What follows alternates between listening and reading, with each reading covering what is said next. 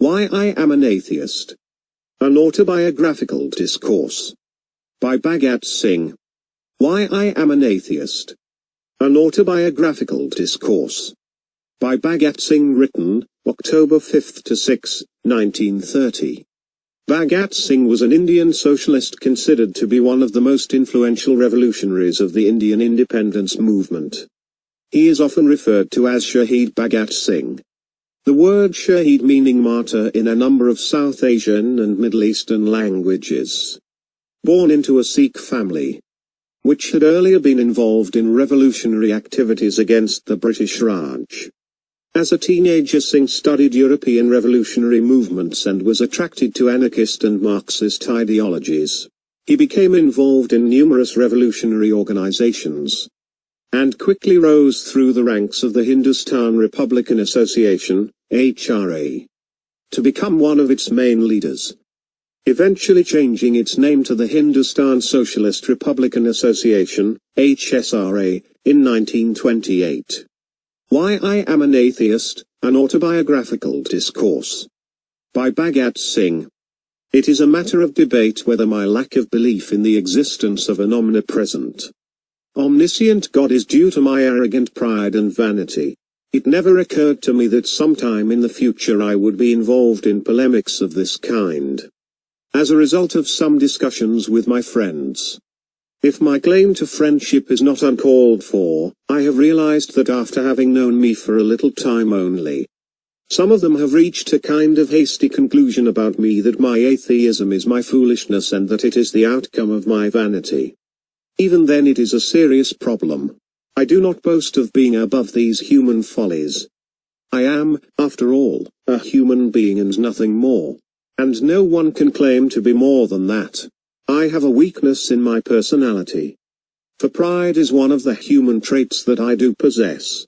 I am known as a dictator among my friends. Sometimes I am called a boaster. Some have always been complaining that I am bossy and I force others to accept my opinion. Yes, it is true to some extent. I do not deny this charge. We can use the word vainglory for it. As far as the contemptible, obsolete, rotten values of our society are concerned, I am an extreme skeptic. But this question does not concern my person alone. It is being proud of my ideas, my thoughts. It cannot be called empty pride. Or you may use the word vanity. Both mean an exaggerated assessment of one's personality. Is my atheism because of unnecessary pride? Or have I ceased believing in God after thinking long and deep on the matter? I wish to put my ideas before you. First of all, let us differentiate between pride and vanity, as these are two different things. I have never been able to understand how unfounded, baseless pride or empty vanity can hinder a person from believing in God. I may refuse to acknowledge the greatness of a really great person only when I have got fame without doing any serious efforts, or when I lack the superior mental powers necessary to become great.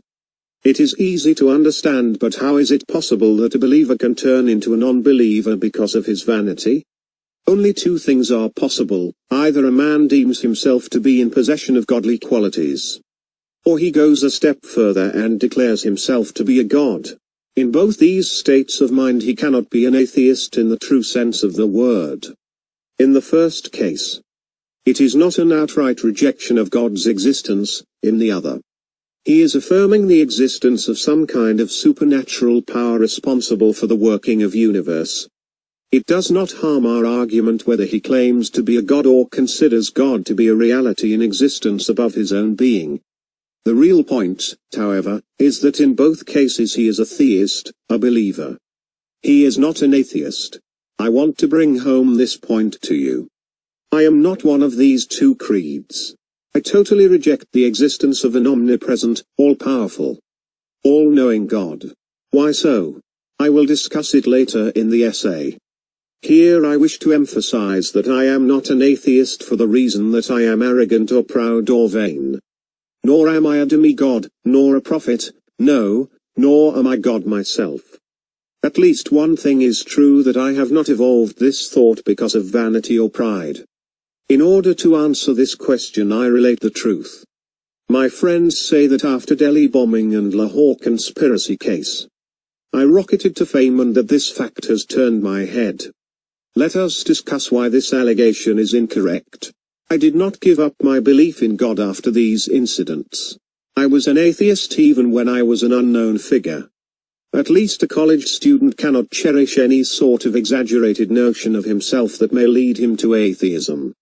It is true that I was a favorite with some college teachers, but others did not like me. I was never a hard-working or studious boy. I never got an opportunity to be proud.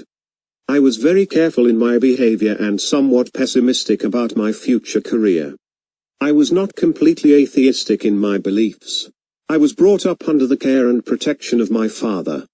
He was a staunch Arya Samaji. An Arya Samaji can be anything but never an atheist.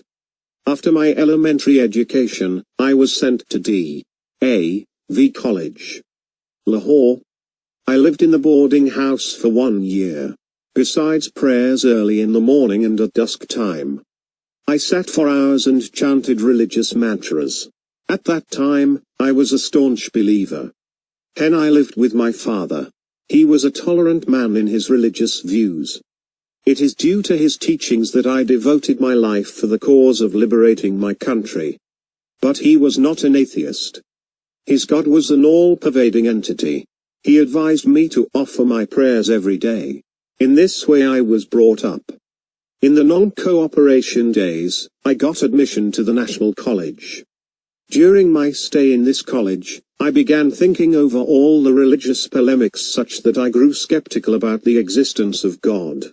In spite of this fact, I can say that my belief in God was firm and strong.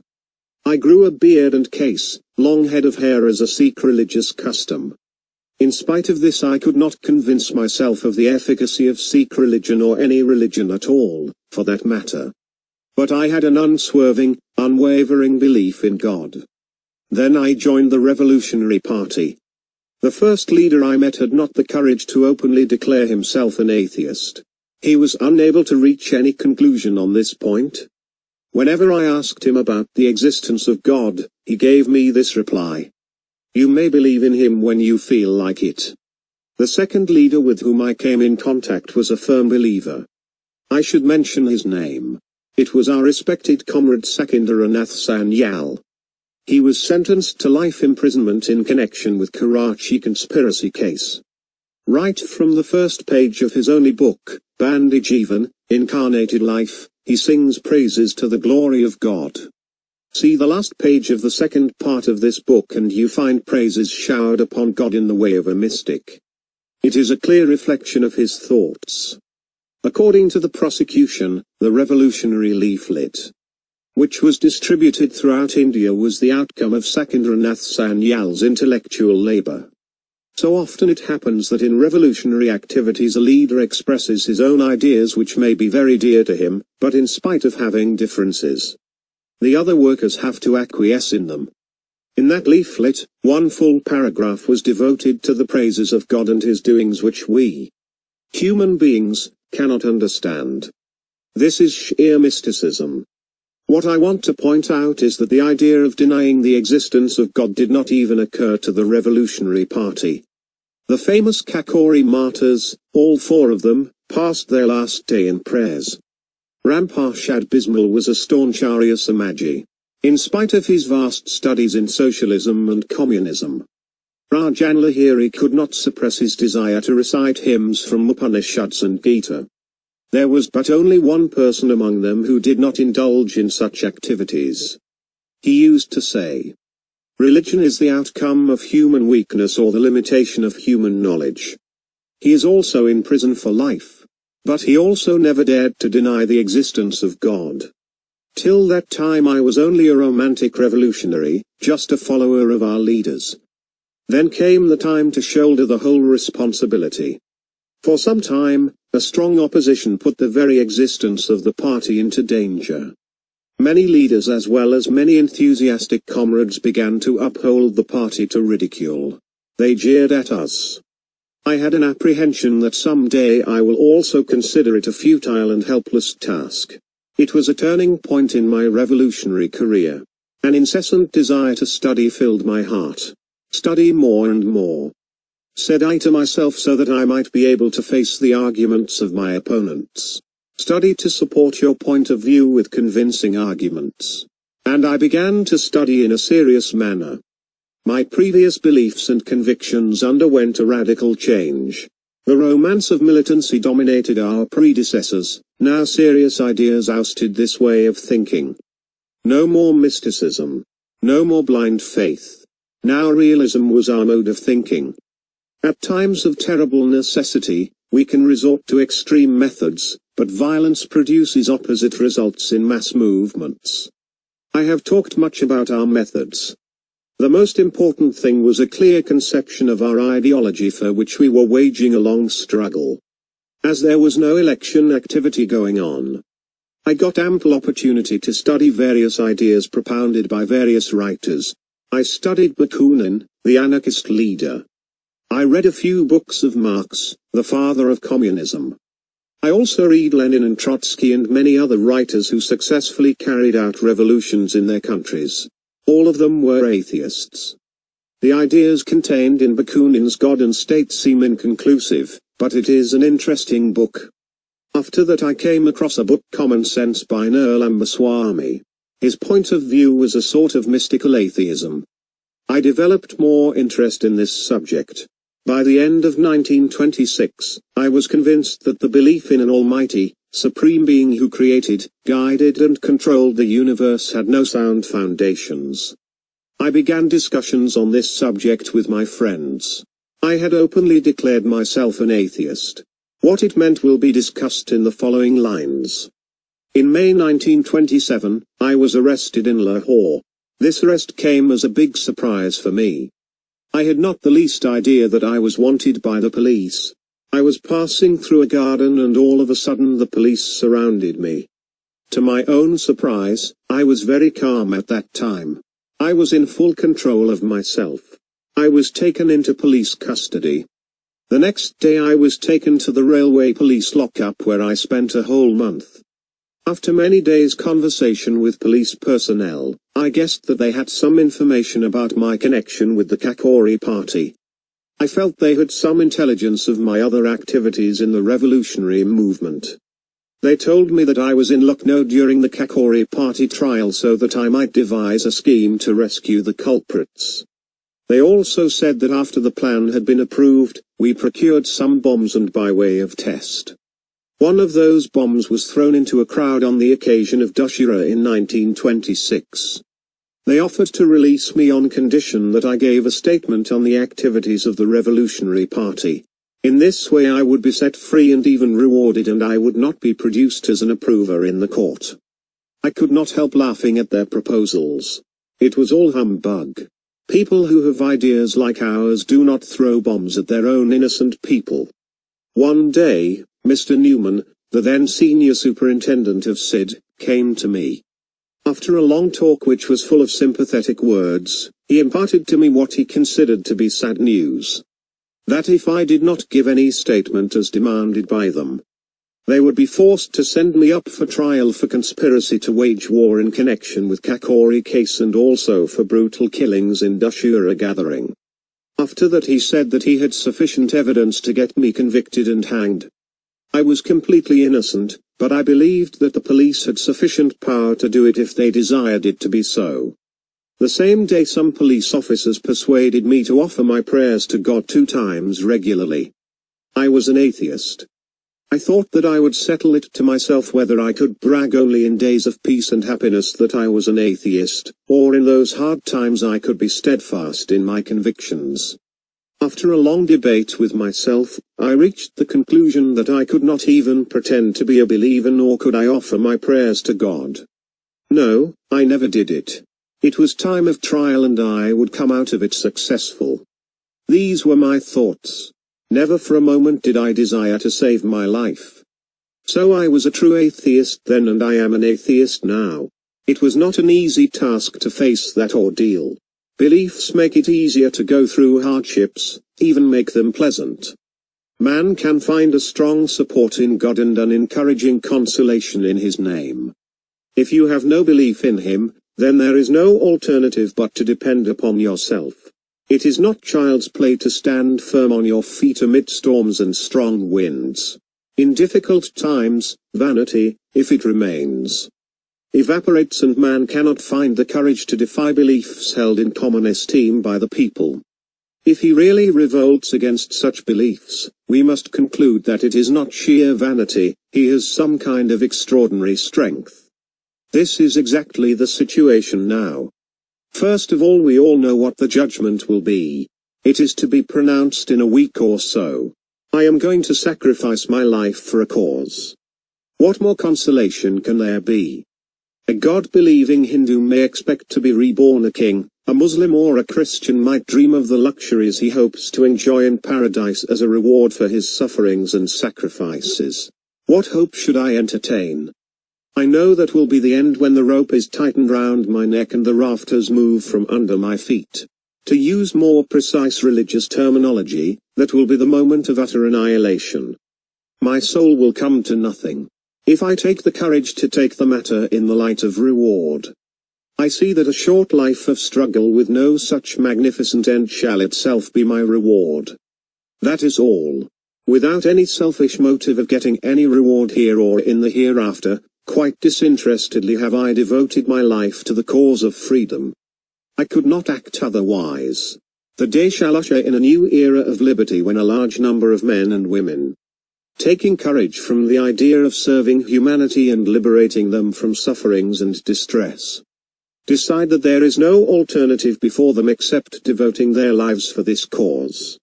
They will wage a war against their oppressors, tyrants or exploiters, not to become kings, or to gain any reward here or in the next birth or after death in paradise, but to cast off the yoke of slavery. To establish liberty and peace they will tread this perilous, but glorious path. Can the pride they take in their noble cause be called vanity? Who is there rash enough to call it so? To him I say either he is foolish or wicked. Leave such a fellow alone, for he cannot realize the depth, the emotions, the sentiment and the noble feelings that surge in that heart. His heart is dead. A mere lump of flesh, devoid of feelings. His convictions are infirm, his emotions feeble. His selfish interests have made him incapable of seeing the truth. The epithet vanity is always hurled at the strength we get from our convictions. You go against popular feelings, you criticize a hero, a great man who is generally believed to be above criticism. What happens? No one will answer your arguments in a rational way, rather you will be considered vainglorious. Its reason is mental insipidity. Merciless criticism and independent thinking are the two necessary traits of revolutionary thinking. As Mahatma Ji is great, he is above criticism. As he has risen above all that he says in the field of politics, religion, ethics is right. You agree or not? It is binding upon you to take it as truth. This is not constructive thinking. We do not take a leap forward, we go many steps back. Our forefathers evolved faith in some kind of supreme being, therefore, one who ventures to challenge the validity of that faith or denies the existence of God shall be called a kafir, infidel, or a renegade, even if his arguments are so strong that it is impossible to refute them. If his spirit is so strong that he cannot be bowed down by the threats of misfortune that may befall him through the wrath of the Almighty, he shall be decried as vainglorious. Then why should we waste our time in such discussions? This question has come before the people for the first time, hence the necessity and usefulness of such long discussions. As far as the first question is concerned, I think I have made it clear that I did not turn atheist because of vanity. Only my readers, not I, can decide whether my arguments carry weight. If I were a believer, I know in the present circumstances my life would have been easier, the burden lighter. My disbelief in God has turned all the circumstances too harsh, and this situation can deteriorate further. Being a little mystical can give the circumstances a poetic turn. But I need no opiate to meet my end. I am a realistic man. I want to overpower this tendency in me with the help of reason. I am not always successful in such attempts. But it is man's duty to try and make efforts. Success depends on chance and circumstances. Now we come to the second question. If it is not vanity, there ought to be some sound reason for rejection of age-old belief in God. Yes, I come to this question. I think that any man who has some reasoning power always tries to understand the life and people around him with the help of this faculty. Where concrete proofs are lacking, mystical philosophy creeps in. As I have indicated, one of my revolutionary friends used to say that philosophy is the outcome of human weakness.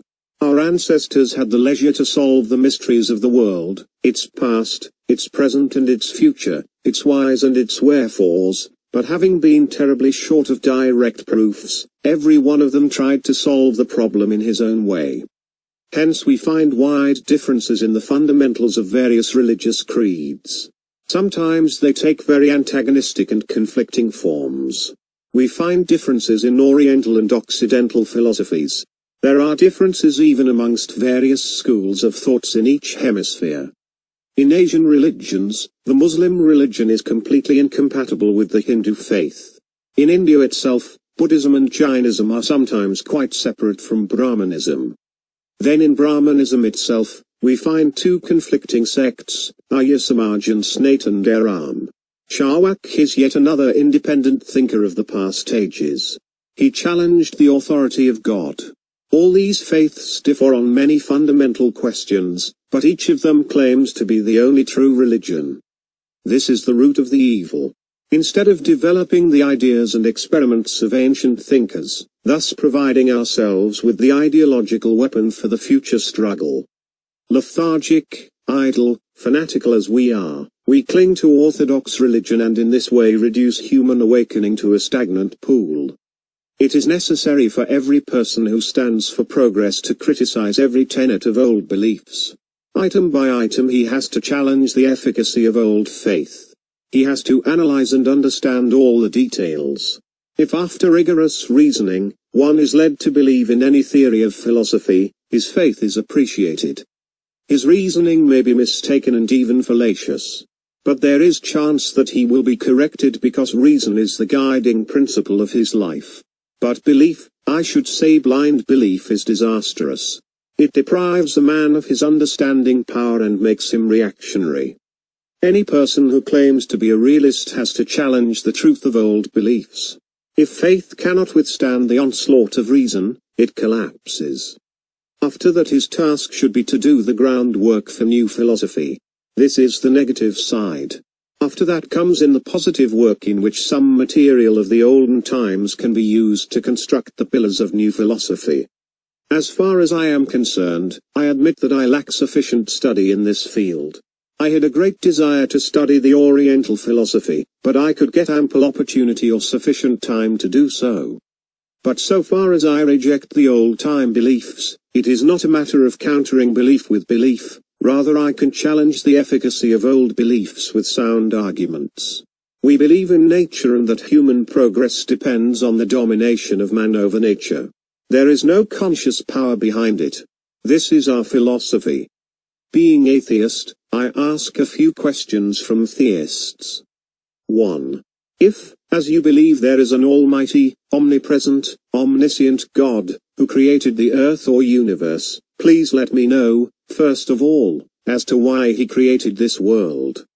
This world which is full of woe and grief, and countless miseries, where not even one person lives in peace. 2. Pray, don't say it is his law. If he is bound by any law, he is not omnipotent. Don't say it is his pleasure. Nero burnt one Rome. He killed a very limited number of people. He caused only a few tragedies, all for his morbid enjoyment. But what is his place in history? By what names do we remember him? All the disparaging epithets are hurled at him. Pages are blackened with invective diatribes condemning Nero, the tyrant, the heartless, the wicked. One Genghis Khan killed a few thousand people to seek pleasure in it, and we hate the very name.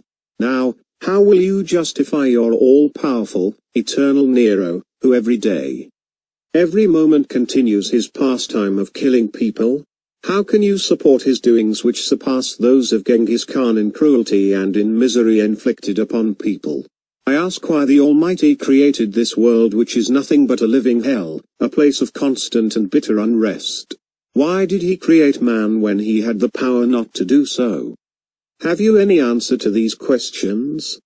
You will say that it is to reward the sufferer and punish the evildoer in the hereafter.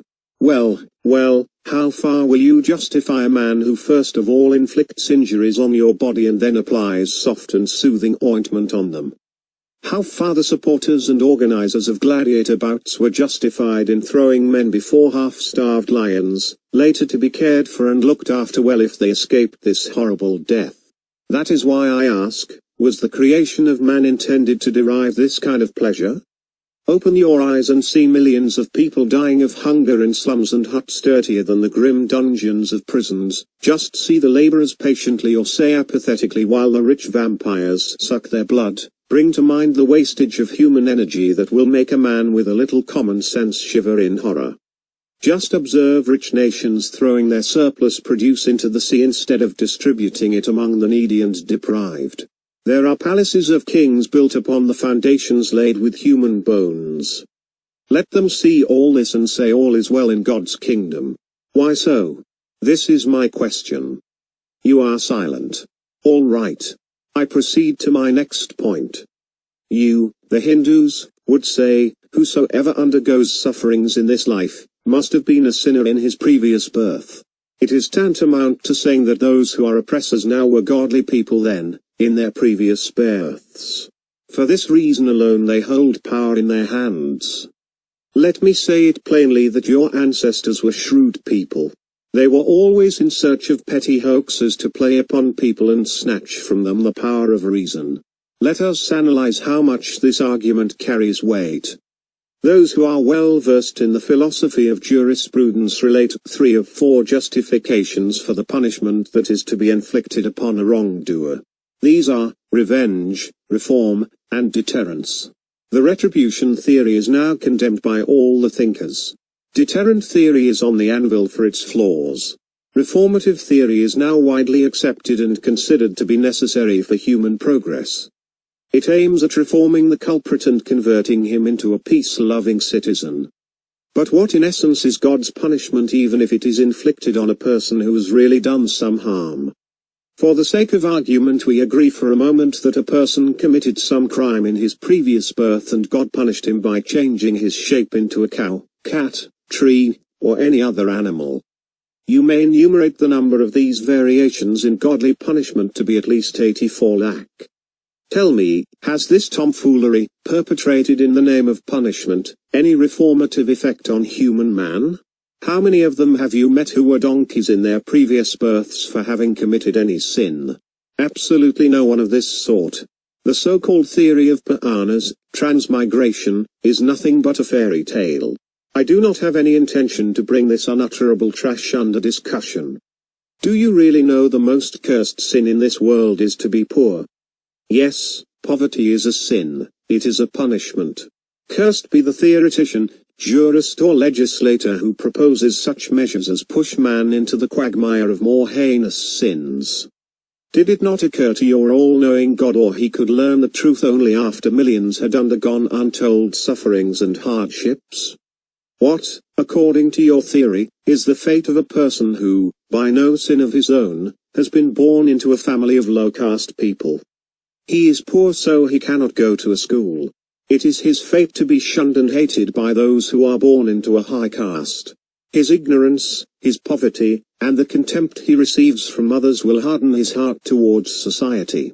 Supposing that he commits a sin, who shall bear the consequences? God, or he, or the learned people of that society? What is your view about those punishments inflicted on the people who were deliberately kept ignorant by selfish and proud Brahmins? If by chance these poor creatures heard a few words of your sacred books, Vedas, these Brahmins poured melted lead into their ears. If they committed any sin, who was to be held responsible? Who was to bear the brunt? My dear friends, these theories have been coined by the privileged classes. They try to justify the power they have usurped and the riches they have robbed with the help of such theories. Perhaps it was the writer Upton Sinclair who wrote, Bhagat Singh is referring to Sinclair's pamphlet Prophets of Religion-MIA transcriber, somewhere only make a man firm believer in the immortality of soul, then rob him of all that he possesses. He will willingly help you in the process. The dirty alliance between religious preachers and possessors of power brought the boon of prisons, gallows, knouts and above all such theories for the mankind. I ask why your omnipotent God does not hold a man back when he is about to commit a sin or offense. It is child's play for God. Why did he not kill warlords? Why did he not obliterate the fury of war from their minds? In this way he could have saved humanity of many a great calamity and horror. Why does he not infuse humanistic sentiments into the minds of the Britishers so that they may willingly leave India? I ask why he does not fill the hearts of all capitalist classes with altruistic humanism that prompts them to give up personal possession of the means of production, and this will free the whole laboring humanity from the shackles of money. You want to argue the practicability of socialist theory. I leave it to your almighty God to enforce it. Common people understand the merits of socialist theory as far as general welfare is concerned, but they oppose it under the pretext that it cannot be implemented. Let the Almighty step in and arrange things in a proper way. No more logic chopping. I tell you that the British rule is not there because God willed it, but for the reason that we lack the will and courage to oppose it. Not that they are keeping us under subjugation with the consent of God, but it is with the force of guns and rifles, bombs and bullets, police and militia, and above all because of our apathy that they are successfully committing the most deplorable sin, that is, the exploitation of one nation by another. Where is God? What is he doing? Is he getting a diseased pleasure out of it? A Nero? A Genghis Khan? Down with him. Now another piece of manufactured logic. You ask me how I will explain the origin of this world and origin of man. Charles Darwin has tried to throw some light on this subject. Study his book. Also, have a look at So and Swami's Common Sense. You will get a satisfactory answer. This topic is concerned with biology and natural history. This is a phenomenon of nature. The accidental mixture of different substances in the form of nebulae gave birth to this earth. When? Study history to know this.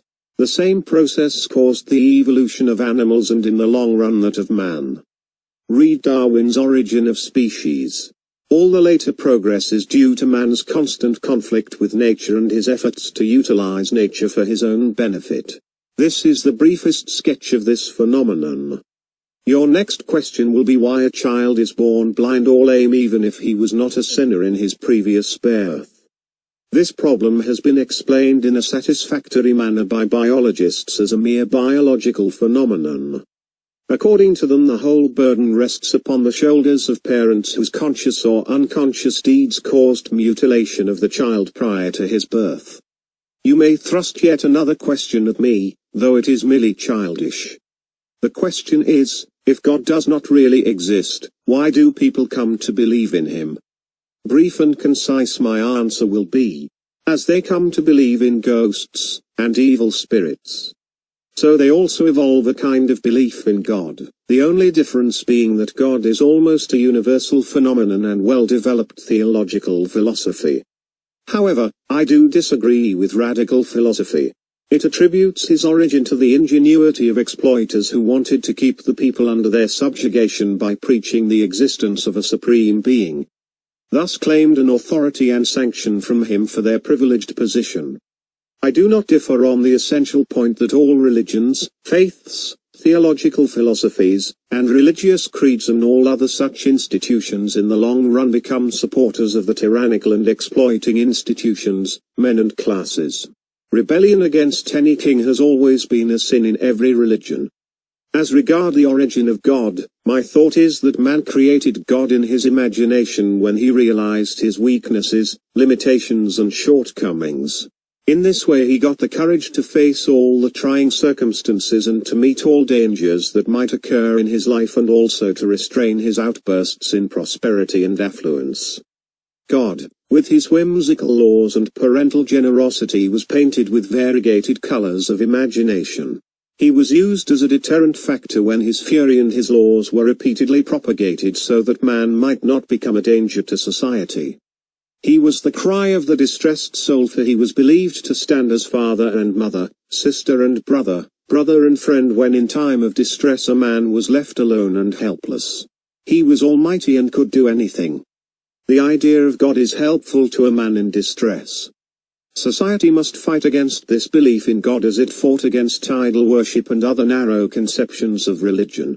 In this way man will try to stand on his feet.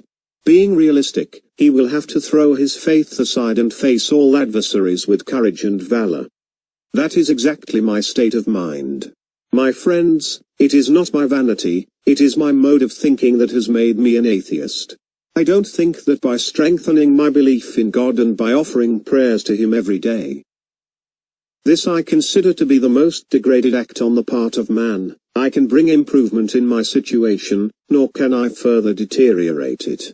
I have read of many atheists facing all troubles boldly, so I am trying to stand like a man with the head high and erect to the last, even on the gallows. Let us see how steadfast I am. One of my friends asked me to pray. When informed of my atheism, he said, "When your last days come, you will begin to believe." I said, "No, dear sir, never shall it happen. I consider it to be an act of degradation and demoralization. For such petty selfish motives, I shall never pray." Reader and friends, is it vanity? If it is, I stand for it. The end. Thank you.